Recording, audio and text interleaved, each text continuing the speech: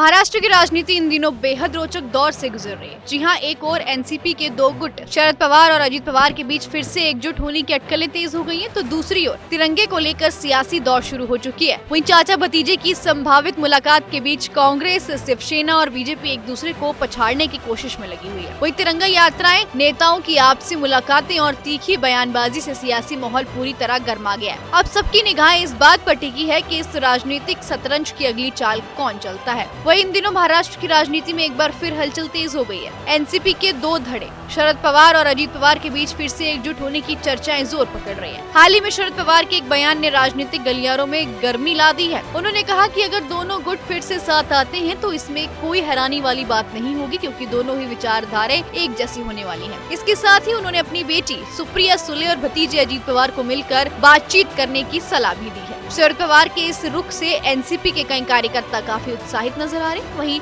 महाविकास अघाड़ी के सहयोगी दल कांग्रेस और उद्धव ठाकरे की शिवसेना इससे संभावित एकजुटता को लेकर चिंतित है। उन्हें डर है कि अगर एनसीपी के दोनों गुट मिलते हैं तो राज्य की राजनीति में नया समीकरण बन सकते हैं, जो मौजूदा गठबंधन की स्थिति को प्रभावित भी कर सकते हैं। वहीं शरद पवार के बयान से महाराष्ट्र की सियासत में हलचल और तेज हो गई है। कांग्रेस और शिवसेना के नेता तुरंत एक्टिव हो गए। कांग्रेस के प्रदेश अध्यक्ष हर्षवर्धन सपकाल ने मुंबई में जाकर शरद पवार से मुलाकात की। वहीं शिवसेना यूबीटी के नेता सचिन अहिर भी उनसे मिलने पहुंचे। हालांकि ये मुलाकात शरद पवार के घर के बाहर उनकी कार में हुई, क्योंकि उस समय वे कहीं बाहर जाने वाले थे। इन मुलाकातों से अब साफ संकेत मिलता है कि महाविकास अघाड़ी के सहयोगी दल किसी भी कीमत पर शरद पवार को अपने साथ बनाए रखने के लिए बहुत कोशिश कर रहे हैं। उन्हें इस बात की चिंता है कि अगर शरद पवार का गुट अलग हो गया या अजित पवार से जुड़ गया तो विपक्ष की एकजुटता पर असर पड़ेगा, जिससे आने वाले चुनावों में बड़ा नुकसान हो सकता है। वहीं सियासी उठापटक के बीच एक नई राजनीति देखने को मिल रही है। देशभक्ति के नाम पर जनता से जुड़ने की कोशिश। ऑपरेशन सिंदूर के बाद अब तिरंगा यात्राओं का दौर भी चालू हो गया। वहीं ठाणे में शिवसेना ने बड़ी तिरंगा यात्रा निकाली, जिसमें डिप्टी सीएम एकनाथ शिंदे सबसे आगे नजर आए।